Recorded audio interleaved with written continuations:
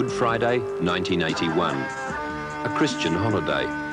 But up on Mount Panorama, Bathurst, Easter produces some pretty pagan activities. Not that all motorcyclists are heathens, but you don't see too many motorcycles in church parking lots, or faces like these singing in the choir.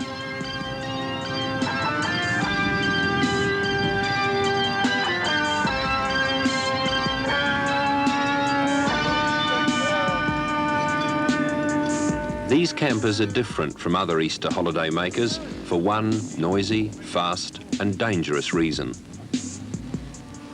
Production racing specialist Dennis Neal exercises the immensely powerful Honda 1100 around the 6 kilometres of closed public roads that every Easter become the arena for Australia's oldest and most prestigious motorcycle meeting, Bathurst. We come up, back of a few production bikes, Dave Hiscock, Nick Cole. Bit of iron. Falling a bit downhill here.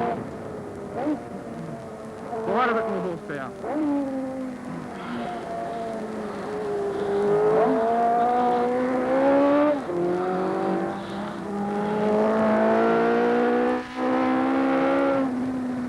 Amazing how fast they get these production bikes around.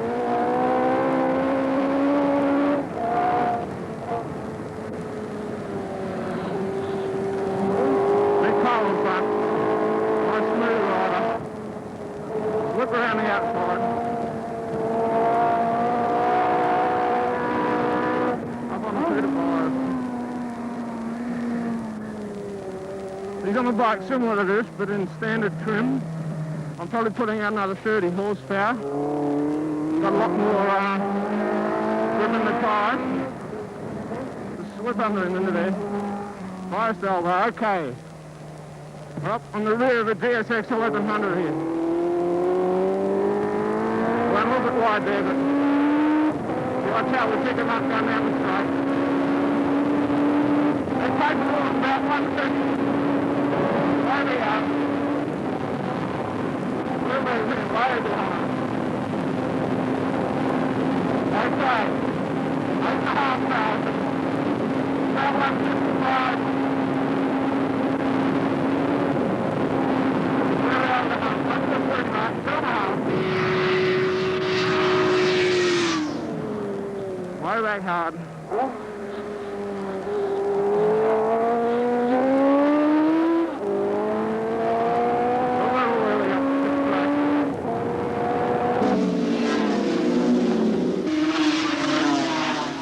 Today they practice, tomorrow and Sunday they'll race.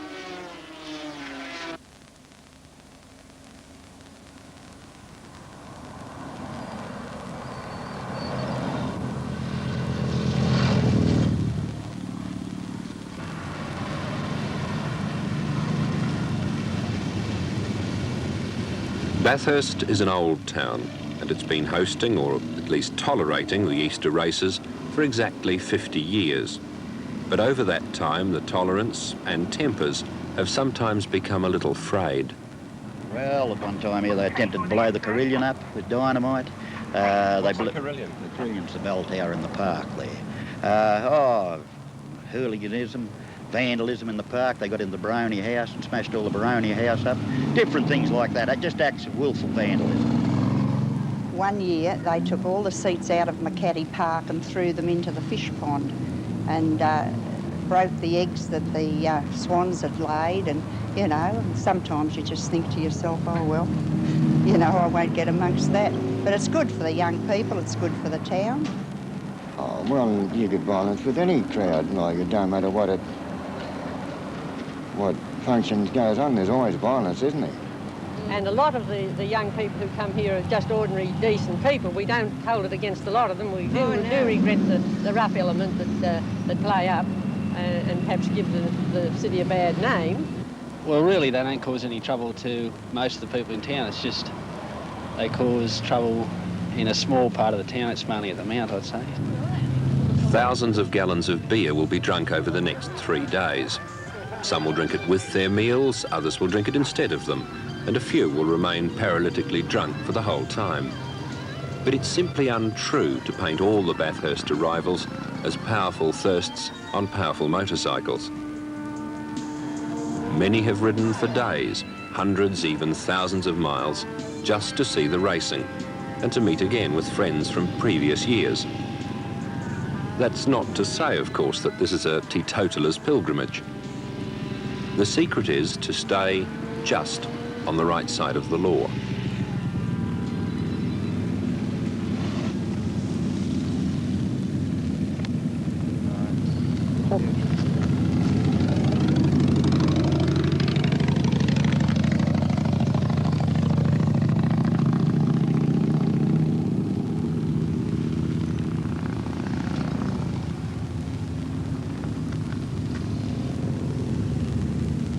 Pretty close, but it's just not enough. All right, come on, select the box. What, Mungus, you're hiding on the side of the road for me? Where? Oh, just outside of Mount Landy. Oh, yeah, saw those. Past somebody, and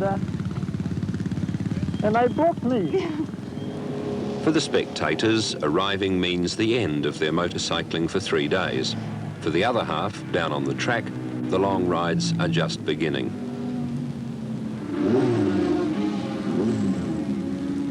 Dennis Neal, still practicing and still the big Honda isn't right. This will be a Bathurst which Neal will not quickly forget.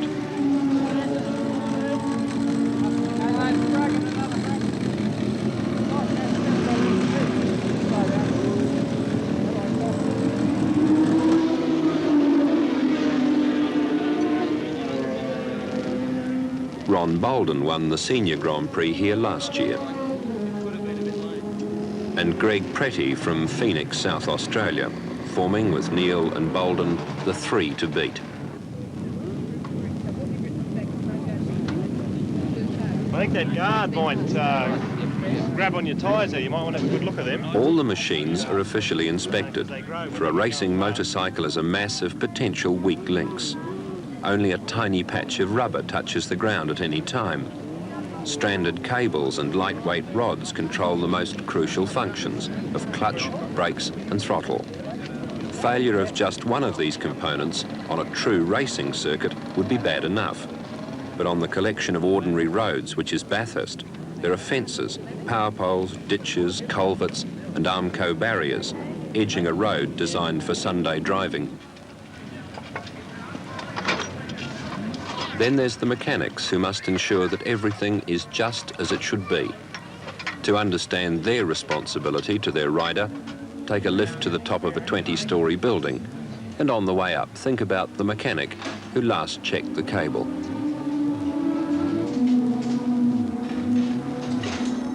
If you made a return to the pit, no other team members are permitted on the track other than those specified in this section. Only if the team member enters the track at... Only if the team member enters the track at any time, the rider will be black flagged. What we're saying is that we don't want to be Tom, Dick and Harry racing out on the circuit. That's really, it answers the question that Moyna asked. She got in too early there. But all of the pit crew stay in the pits. The co-rider and the rider are the only ones who have access to the circuit. Well, the big thing is that it's so totally different from any other circuit. It's not something you just come to for the race meeting on the weekend. It's a full atmosphere. It's a week-long atmosphere. It's something you build yourself up to all the time. Track's demanding, it's fast, and it's got everything there that a racer wants. We really never race on a track anywhere near as fast as this.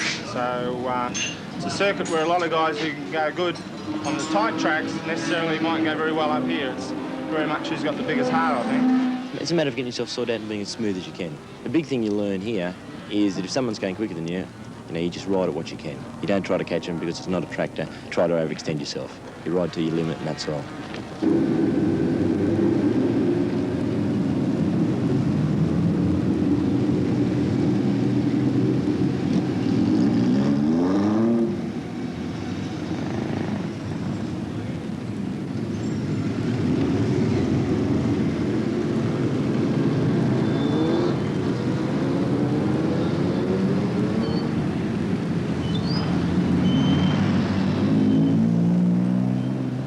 By By Saturday, Bathurst's population has doubled. Today the racing begins, and whatever the local feeling about the descending hordes, there's the inescapable fact that every motorcyclist will need fast food, drink and somewhere to sleep. It all means money for the town. Perhaps the motorcyclists do make the place look untidy, but you won't find many service stations or milk bars or pubs closing in protest.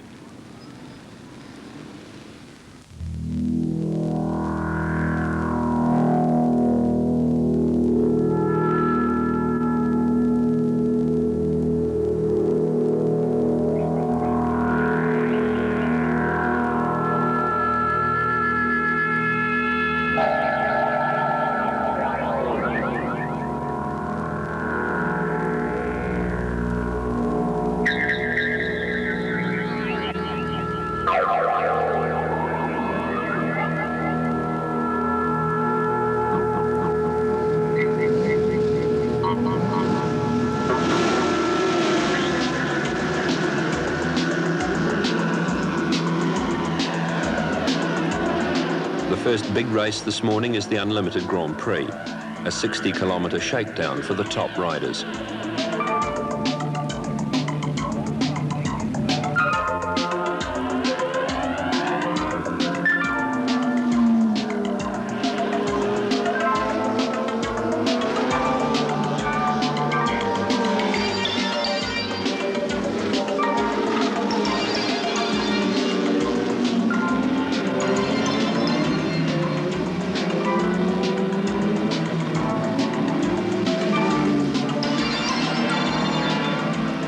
Slowing from 140 miles an hour, Coleman and Johnson nearly do it all wrong. Just there, and off down the escape road.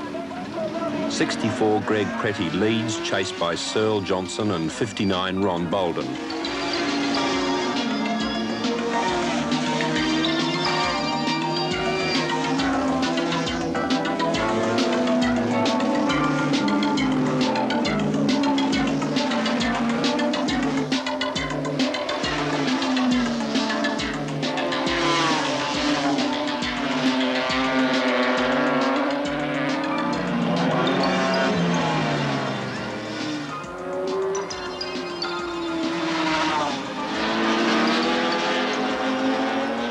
It's early days, and in this race, no one's really risking limb or machine.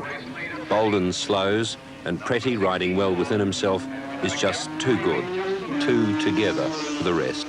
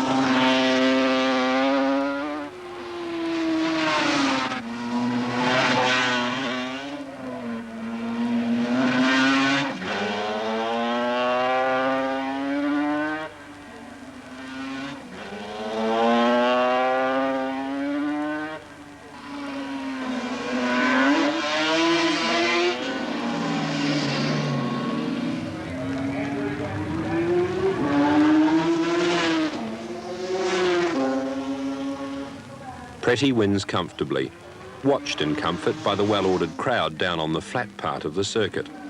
Here, as our mothers would say, you meet a better class of person. It's like the lounge bar in a pub. It's a fair hike up the mountain to, well, the public bar, where the track becomes more torturous, up where the traditional Bathursters stake their claim every year. This is where anything goes, whether you're feeling laid back in the sun or still hungover from the night before. No one seems to mind much. It may just be the altitude, of course, but Mount Panorama seems to inflict everyone with an almost unquenchable thirst.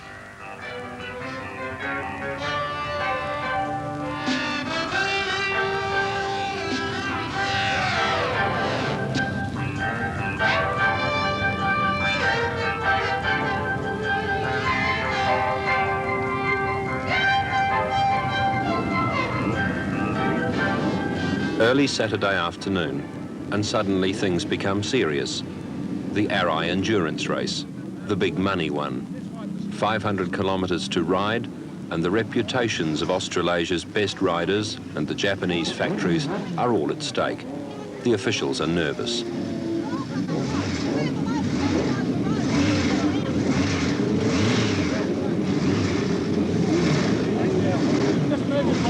Greg Pretty looking for his second win of the day.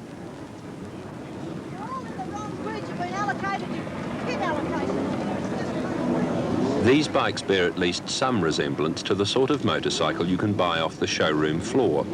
That's the point of this class of racing. The companies invest heavily in trying to produce a Bathurst winner. It makes good copy for next week's motorcycle press.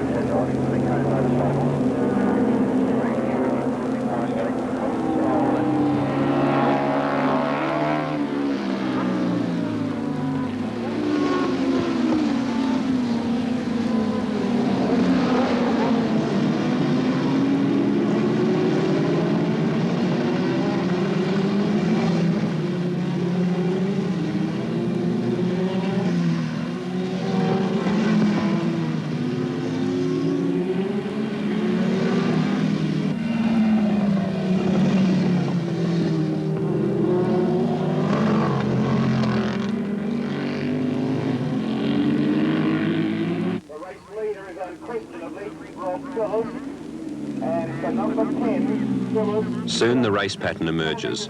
Phyllis, Neil, Robbins, Pretty, Feeney.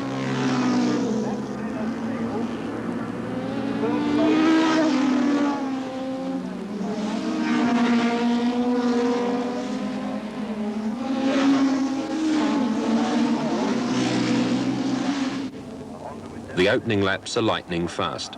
That's to be expected. But while the leaders keep up this pace, no one's letting up or settling down. It's not for the faint-hearted.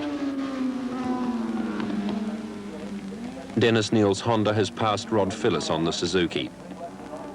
Then it's Neil, Pretty and Phyllis.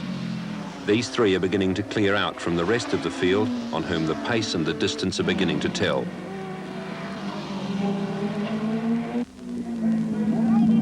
Neil, Phyllis and Pretty, but not for much longer. Phyllis is planning his move.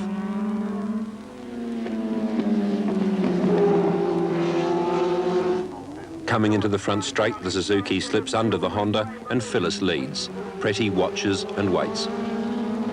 Then it's Neil again.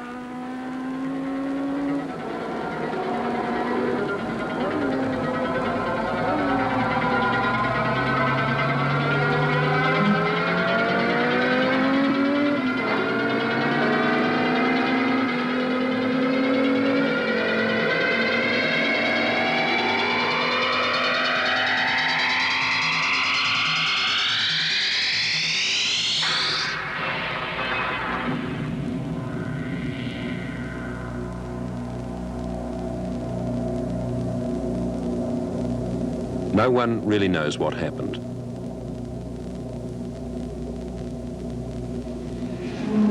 When you feel very badly, I feel strongly whenever I see anyone go down. It's enough to make me want to stop. riding, I was unfortunate enough to witness Rob Morehouse's death last year. But because of that, something good came out of it. We started a rider safety committee, and the very corner that killed Robbie Morehouse, it has all been fixed, there's sand traps and there's runoff area. And we were able to get a lot of corners changed here. It cost the Bathurst City Council a lot of money, but they were willing to do it. So we're hoping that bit by bit we can get this place reasonably safe, and then we will see overseas riders come out, because overseas riders wouldn't ride on a track like this. They would just, they boggle when they see it. This track is the most dangerous in Australia, one of the most dangerous in the world. The Honda team now switches its attention to number 2 rider Vince Sharp. The show must go on. Honda will still search for the win. Dennis Neal has reached hospital alive.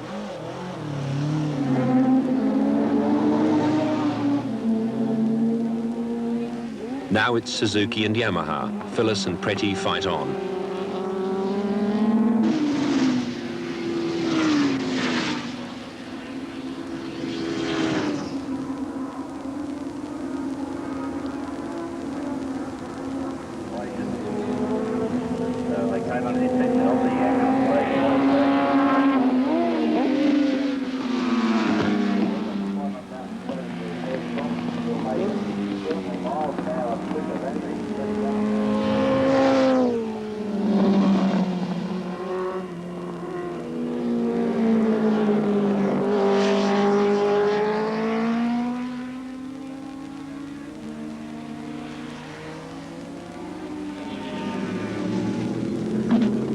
Phyllis pits for fuel. Watch that orange rag, especially as Phyllis leaves.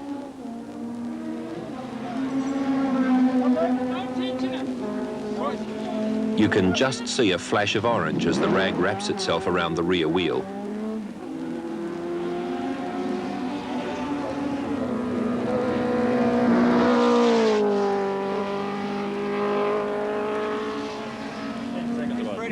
Oh, yeah, right.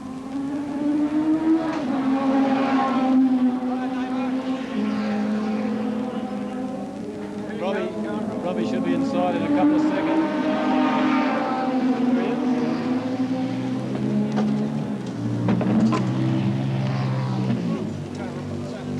Spare a thought for the Suzuki mechanic whose oil rag has disappeared into the spoke of Phyllis's wheels. Surely 50 cents worth of toweling can't stop $10,000 worth of motorcycle. I'll never catch up. Run as fast as I can. All right, just get down, Rob.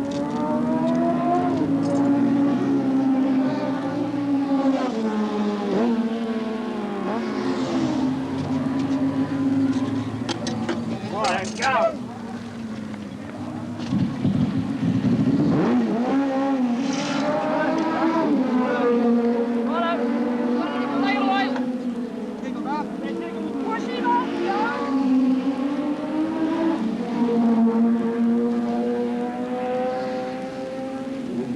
Pretty pits.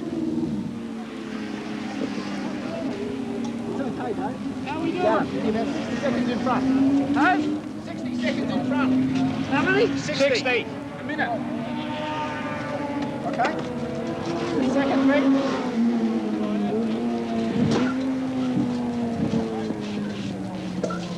A moment of concern, the Yamaha won't start. But when it does, they don't see Greg Pretty for dust.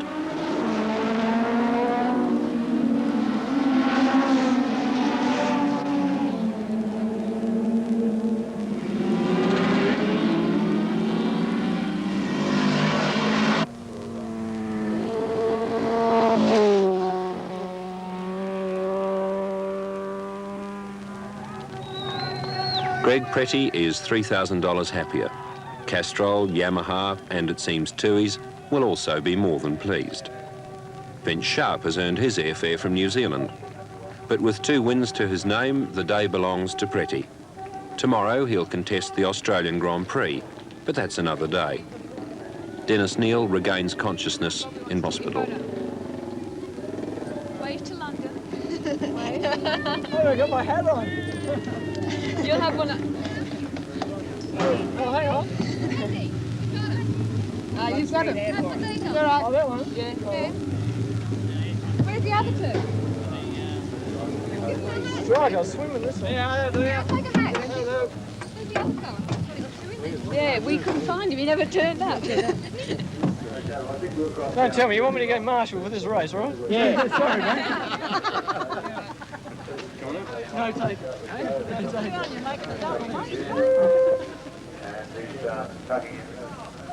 Sidecar racing has probably done as much as any branch of the sport to paint motorcyclists as mad, bad and dangerous to know.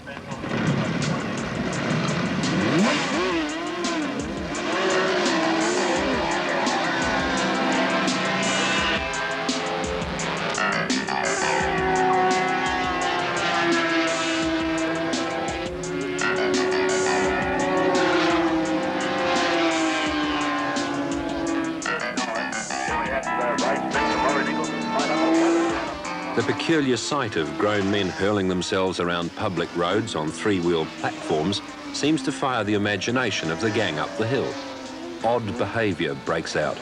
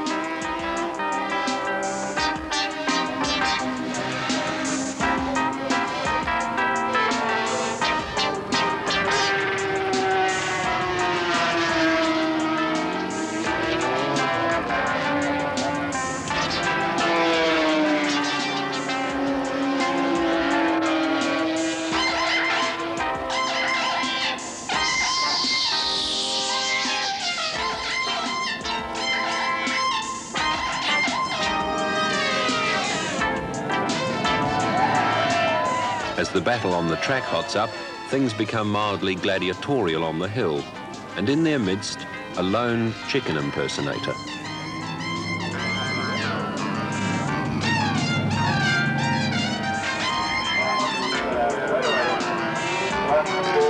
Jeff Taylor and Barry Fraser win easily. Ray Spence and Laurie Nichols almost make Bathurst history by finishing backwards, and then have to claim their second place the hard way.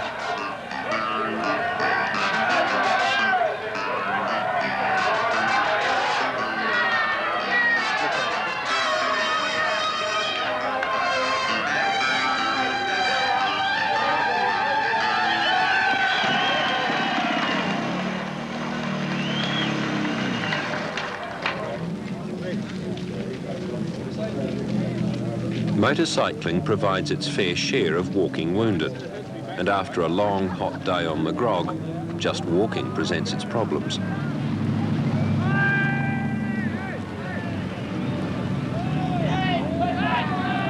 With the racing finished for the day, the crowd on the hill turn their thoughts to Saturday night. Solid drinking, of course, and there'll probably be some sort of altercation with the police. And acts, not for family viewing, that all go to prove that Bathurst at Easter is everything except normal.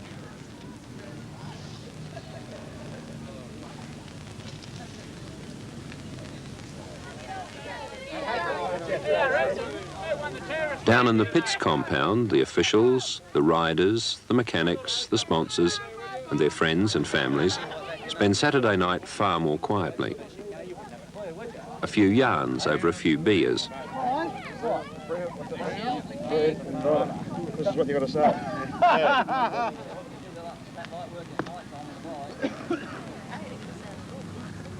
Can't understand it. See what Alan's missing out on? Why don't we tell him about this? Alan should be down here. There are plans to be made about tomorrow's racing, repairs to be sweated out by torchlight, And everywhere the realisation that for those down here, there is a tomorrow. Don't go with it.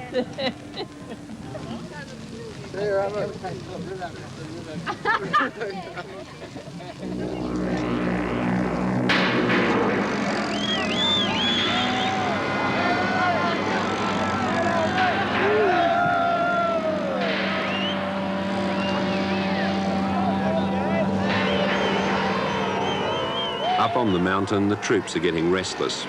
The police become uneasy. A rock is thrown, an arrest is made, more rocks, more arrests, fighting, anger, more punches, more arrests. It seems to happen most years. But now the motorcyclists have formed a lobby group to make the point that it's not all their fault. What brings that on is we, the riders, put in $350,000 minimum just to come through the gate. We put in probably nearly $1 million in petrol, hamburgers, beer, counter teas in that town down there, and we can't even get a decent toilet. There's no showers on the mountain. There's 8,000 people on this mountain, and there's no showers. There's minimal fresh water. The toilets are disgusting. You know, like I've been talking to the old-timers today, been here 17, 20 years, and they say, well, that's what we want. But we're talking about a big number of people, 35,000 people. They should be catered for. Just because they're bikies doesn't mean they're animals. We were placed in a very, very difficult position here tonight. You've only got to look out here. Look, it's like a dump. Broken bottles, stones. Look at the missiles that we've got, had vehicles damaged, police injured, because they want to put on a stir with the coppers. Well, we're not going to take it. Most of these guys would just grog on around their campfires all night if there wasn't. You know, the only entertainment on this mountain is the police station until we've tried to help. And and what's happened? Everybody's let us down. We've got nothing. You know, I mean, this is, like I said, all out of members' pockets. The motorcyclists have tried to improve the image. We've done our job, and we feel we've been let down. But there's always a few rat bags. They have a complete freedom of the hill here. They have fun on their motorbikes. They can do all sorts of things here, but they seem to get bored and desire to turn their attentions on a bit of a stir on the police. There's a lot of bad media cover too. You wait till tomorrow's papers. There'll be stuff about riots and things like that. I'm only a little bloke, I've got a broken leg. It's in plaster, but I can walk around here perfectly safely. In an effort to distract attention from the police and fight the nothing-to-do syndrome, the Motorcycle Riders Association have hired a band for the night. After the arrested have disappeared in the paddy wagons, the band find a rather appropriate song. Am I ever gonna see your face again?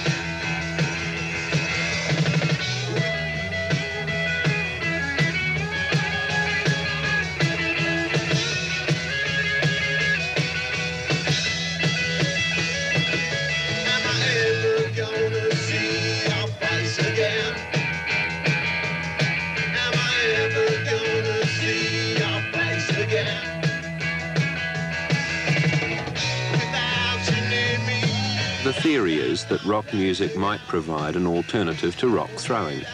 But by the time the band swings into action, the crowd is quietened anyway, pacified by man's oldest anaesthetic. Am I ever gonna see your face again?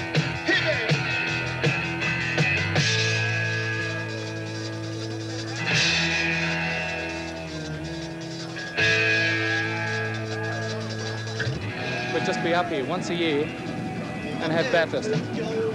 Bathurst is Christmas, New Year, birthday, and everything else for a biker. It's all tied into one, mate. Not only that, it's Easter as well at Bathurst. Sunday morning, and with the exception of 2 spectators who appear to have been here all night, there's a profound sense of the morning after the night before.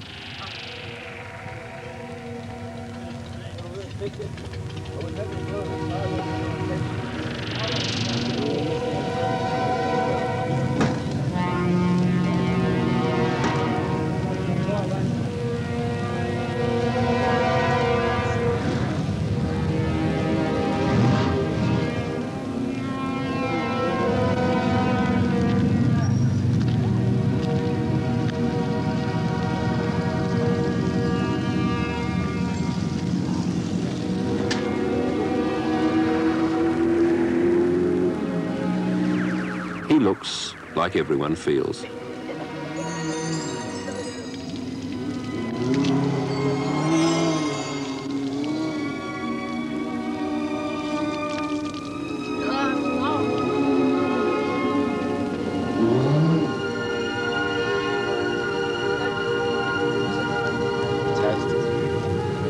Look at that. Oh, that's when I dropped it in. All smoked. No, I dropped it. Smoke stain. Burnout stain. It's got rubber on it. It's got Donnie's bloody log, shit house. Yeah, we're going to take it back. Yeah, take it all the way back. Take it all the way. Drop on the roof. Down in the pits, the sun comes up over a rather more tranquil scene. It's still hard to get up, but there are fewer of the end-of-the-world hangovers. Sunday morning down here has more of a domestic feel.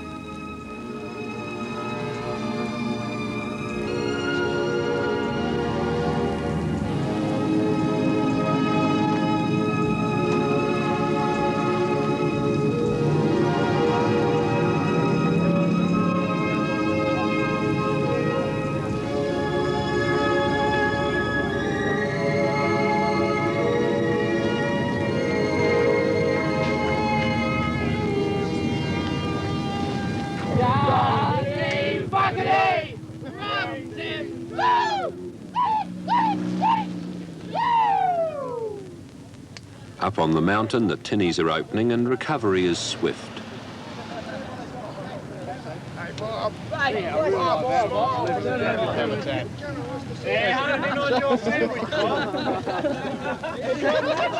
There's no real antagonism between the hard eggs on the hill and the straighter scene down on the flat.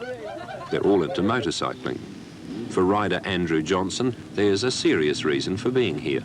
Competitors have got a lot of friends up in the mountain who have followed them, fan clubs and etc. But they still shut themselves off completely from up the mountain. All the bikies and the other people, they concentrate mainly in the pits here on racing, and that's it. They shut themselves out from everything else. The guys with the bikes have got budgets are very, very low naturally, and they tend to scrimp and scrave, and you know they come up here in tents and caravans and whatever, or sleep in the back of their truck just to race their bikes. So their enthusiasm was much greater, I feel, than the actual car racing guys. You don't really have many big races in Australia, other than production. But this is a bit of everything. It's somewhere for people to come once a year, and some let loose, some don't. We don't get time, we're too busy. We don't see half of what goes on. The atmosphere is getting a lot more professional in the pits. Like, you only have to look around at all the tents and the gear they've got and the backups and motors and spare bikes and even now spare riders. Everyone comes here to win, and some have got more money than the others, and the one who's most prepared, they win. Sunday is the last day of racing, the last chance to win something or to prove something.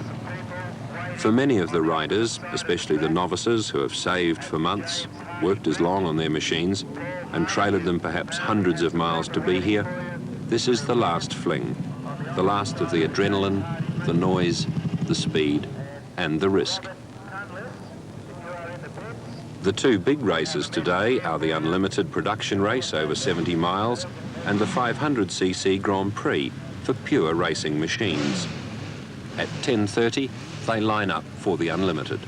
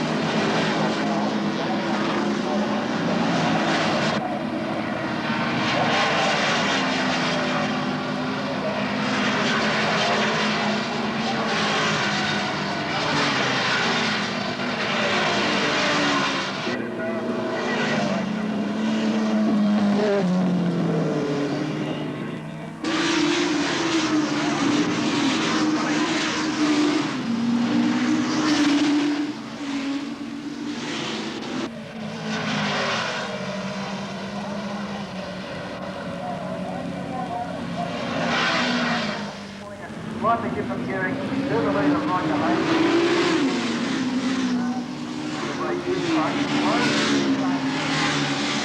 And it's Hayes leads from Hiscock, then Campbell, then Taylor. Taylor feeling cagily, I suspect. Hayes very, very weak. The Unlimited settles down to a tight and furious procession. Still Hayes ahead of Hiscock, and then the New Zealander slips through.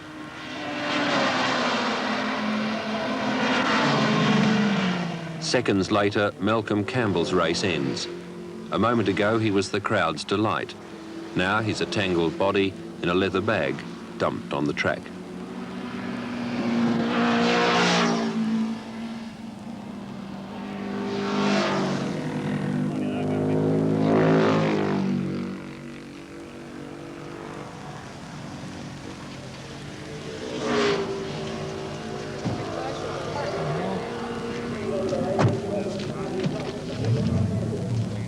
Meanwhile, Hayes has repassed Hiscock, but down Conrod Straight, the New Zealander's Suzuki is just too fast for the Honda, and with Campbell gone, only Taylor can stay with them.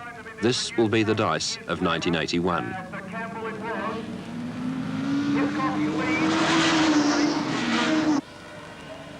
Hayes takes Hiscock. Now Hiscock again. Then, near race end, Hayes, right on the limit, has hurled the Honda past Hiscock. At high speed, he's balked. He loses control and rams the Armco.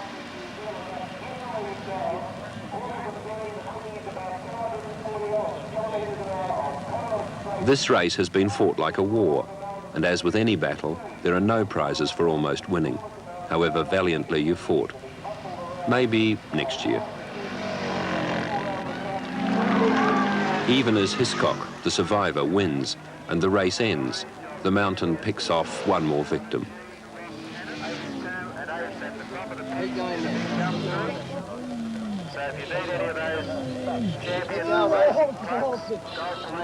Big breath, mate. Come on. Big breath. Come on. Well, it's something that we have to accept. It's not a very nice thing to see, but I suppose if you can avoid the debris, well, you consider yourself lucky and keep going. Reasonably petrified. Greg Pretty and Ron Bolden's mother Moyna are philosophical. Yes, I feel quite sick every time he races, actually. But when he says I'm retiring, it'll be quite good. Because I'm really only 16, look at the grey hair.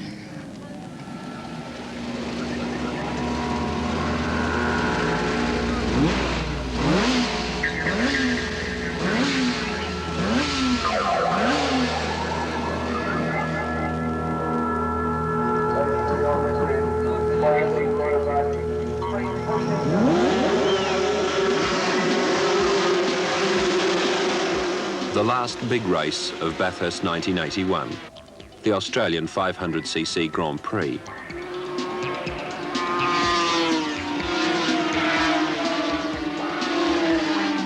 Here, the performance of most of the machines is virtually equal. The bulk of them come from the Japanese Yamaha factory. And this technical sameness means that the skill of the rider becomes of foremost importance.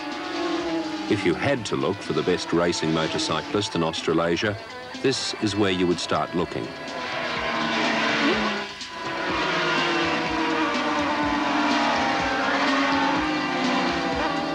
After the intensive duels of the earlier racing, the Grand Prix becomes a procession. To the casual observer, it might be a bit of a disappointment, but to the enthusiast, the race is a tribute to the excellence of the 22-year-old rider from North Sydney, number 59, Ron Bolden.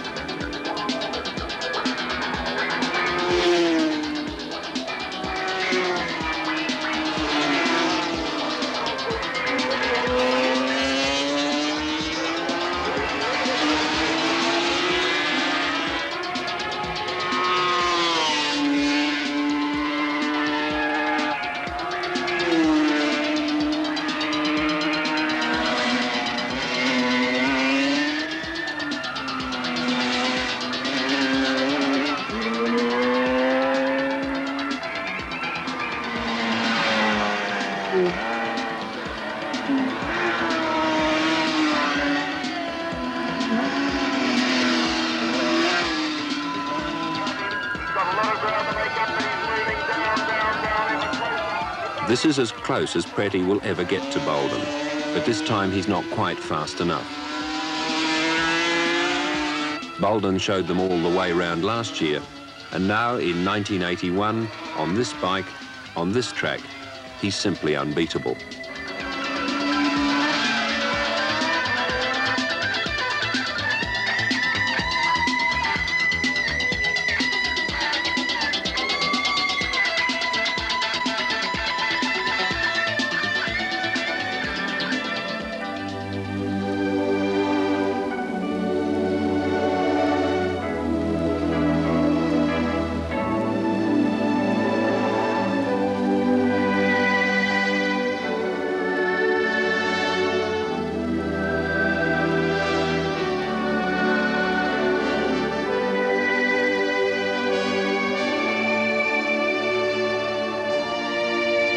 Dennis Neal, from his bed and hospital, announces his retirement from motorcycle racing.